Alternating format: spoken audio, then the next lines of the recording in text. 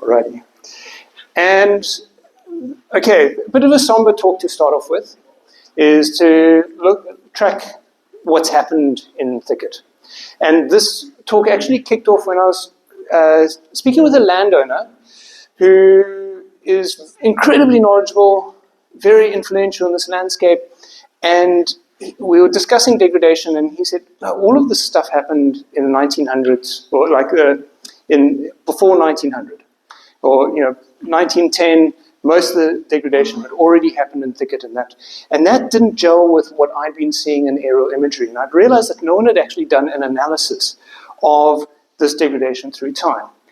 And we can do this because of the amazing aerial imagery that was taken during World War II, that was developed for World War II. The Fairchild F8 was used to photograph from planes, and they actually came up with the first flight plans, and they would then cover large areas with overlapping images to be able to create orthomosaics, like things that are fairly common today, was being used, was developed in wartime. So we're very fortunate in South Africa that part of these efforts were to fly these flights and need to take these images. And so if we just zoom in here, you can see how close together the flights are, and they're very overlapping. They've got really, really high resolution. To the point where you can actually identify individual trees. You can't identify them to species, but you can see individual trees and track them through time when you get the really high resolution version of this data. It's absolutely phenomenal. So in 1939, we started all of this, and then this continued through time. There were flights in the 1960s, and then in the 1970s again, and now we've slowly but surely switched over to satellites. One of the things that you might notice is that these are very spaced apart now. The 1940 aerial imagery was actually of a much far higher quality than what we flew later, because we weren't interested, in bombing targets. Anyway, the resolution unfortunately got worse through time. You'd expect it to get better, but it got worse. So how do we use this to study degradation? And I decided I couldn't really see in a black and white photo what was definitely Thicket. I couldn't identify with confidence that this was Thicket. But then I thought, hang on, we can use fence line contrast. I can go to a site that I know that I can identify in color imagery, and I know that this is Thicket. I'm very good at spotting Thicket in Google Earth imagery by now, and I can look at a fence line contrast. I can identify fence line contrast because we know that at some point that must have been Thicket. So this is I spent about 4 hours, and I found 300 sites with these kind of fence line contrasts. And I realized that when I was looking at the slides this morning, these match up perfectly, but they are about 80 kilometers apart. But it's just this, you can see these fence lines throughout the landscape. So we can plot those out, and what does that look like? So here's a fence line contrast 0-3 and 0-4.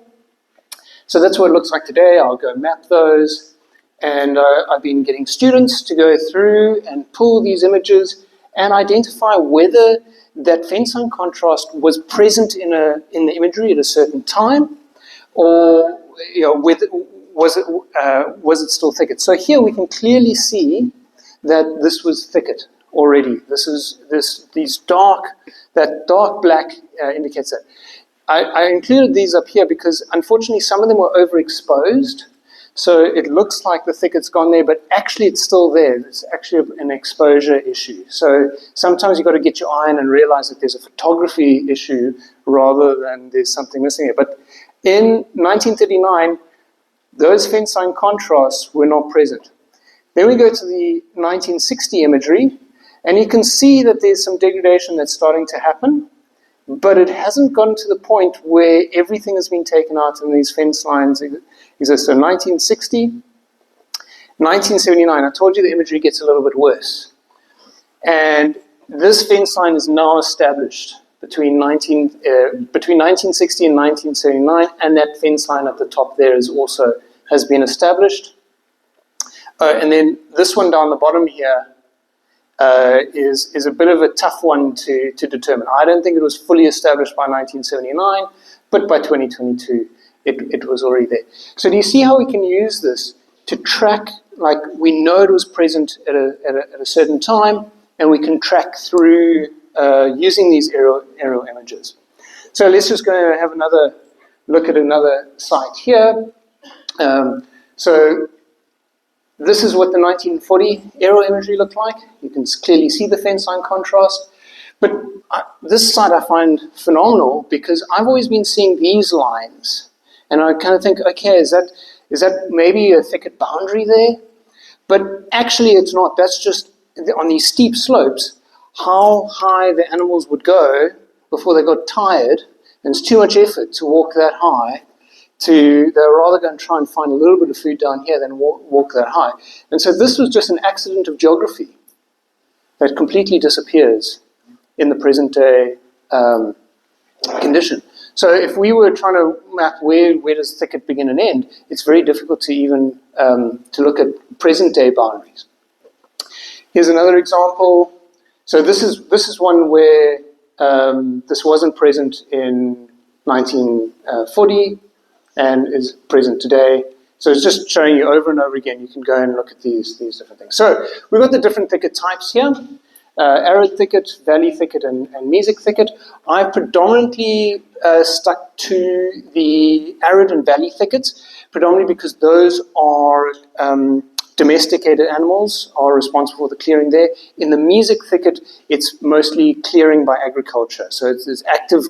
It's either bush clearing, like actual clearing for domestic grazing, or for other animals, or for citrus, or for pineapples, etc., etc. So I've avoided those type of fence line contrasts because those are instantaneous events due to clearing. So this is the range of the fence line contrasts that I found, right, 290 odd. And what was scary was just how quickly and easily it was to just find them in the landscape. So just reminding you that this is what it looks like. Those are all of the sites that were already degraded. Those fence line contrasts were already present in the 1939 to 1944 aerial imagery. And you can see there are a lot of green dots there that are still present. 1945 to 1960 doesn't look like there are many. However, there's an issue there is that there weren't many flights in that 15-year period. 1961 they started, in 1944 there was just a kind of a lag. So I did want to include this time period, but it's not representative of the degradation that might have happened during that, just because we're missing the imagery. 1961 to 1975, you can see that there was another expansion of the degradation. And then from 1975 to 1995, it becomes far more concentrated in the kind of Kirkwood area and near the Darlington Dam area. So if we just zoom in there, and so why only in 1975 did we kind of really start here? And the reason for this has got to do with the groundwater. Well, I think the reason, my history for this is that I think the reason has to do with, in that area, the groundwater is hypersaline and is really bad for domestic animals. And what happened, so I'm just talking primarily about the Kirkwood region, and so you might be able to put in the windmills, but you wouldn't be able to use that water for domestic livestock. Then what happened in 1973 is they ran a water transfer scheme just for domestic livestock from the Coxcomb all the way through into the east for this entire valley, which provided fresh water. And even though it's an 80-kilometer stretch of pipeline, the main pipeline, the reticulation system is purportedly to be over, I think it's 900 kilometers of reticulation, like internal farm boundaries. There's meant to be a huge amount of reticulation that's going through there. So this whole region was kind of protected somewhat from overgrazing because of the groundwater. Let's zoom in here, and I just want to say something about, there's a lot of thicket here. You can see a lot of green. Okay, you can see a lot of green. And this is an amazing thing which you might not be aware of, is that between 1850 and 1890, Gqeberha was the country's premier port. Its exports were greater than that of Cape Town. It held something like 60% of all exports out of South Africa was coming out of the Capes, and that's because of wool, ostrich feathers, and salted meats. We had the salt pans right here, and we had all the domestic animals browsing on Thicket, where in Fynbos was nutrient poor, difficult to have livestock, etc., etc. So what's up with all this thicket that's around here?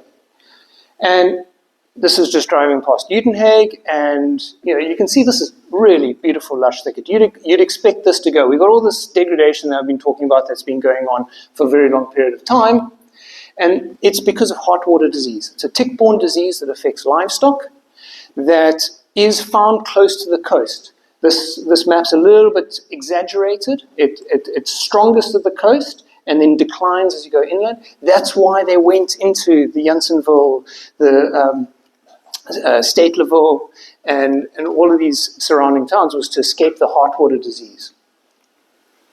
And you can kind of see that in the stocking data. Unfortunately, I should have made this a little bit bigger, but Janssenville and Somerset East, if we just look at the stocking data here, so we've got goats. This is a summary of all the stocking data for these different districts.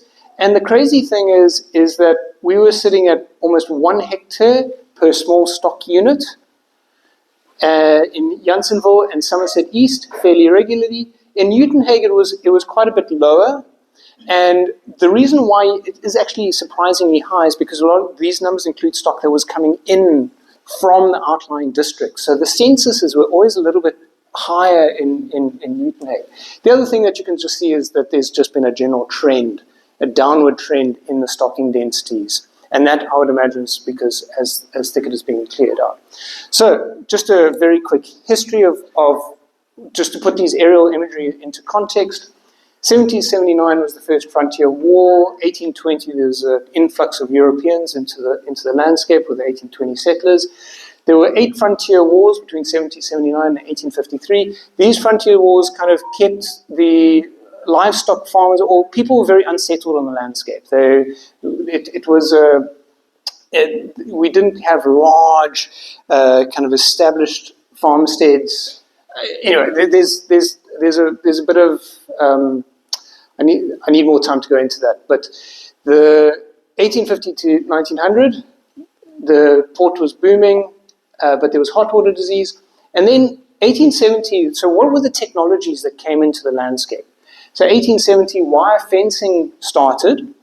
And we can imagine that these fence line contrasts might have started with the wire fencing, but only in 1890 did the vermin-proof fencing start. So in 1870, it's just the smooth fencing wire being imported from the US. And 1890, we start going to jackal-proof fencing and barbed wire and all of those things. And then 1905, we have the Cape fencing subsidies. And that's when fencing really started to take off in these landscapes. Then we needed water provision in this landscape. We were reliant on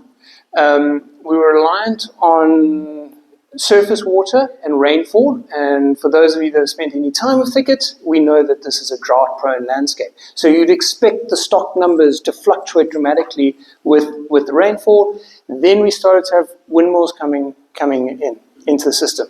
And yes, there was access to groundwater, but it was all by hand prior to that. I started 3 minutes early. So I'm going to take those 3 minutes next. I'm almost there. 1895, most large farms in Janssenville had one windmill. And in 1940 was the first aerial imagery in the region. So I'm just highlighting this to say that it's been a long impact. There's been a lot of stuff that's happened that's concentrated domestic animals and this herbivory issue before we get to our first aerial imagery in the region. And I'll skip that in terms of time, but in brief, there are three different zones of that we can look at thicket degradation. This is arid with access to groundwater, meant that that this zone got hit hardest, the earliest. Then when we had access to groundwater, there's been kind of a continued degradation. And then this area down here has been fairly clear because of the heartwater disease, which is still very costly to keep under control. So just the last message I want to leave is that this study is based on fence-line contrast, which only samples a very minute part of the landscape. And so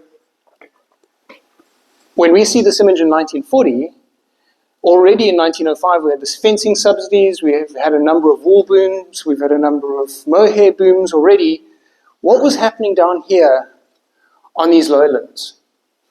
We have no real concept of what was happening in the lowlands. There are a few rare examples of what's remaining.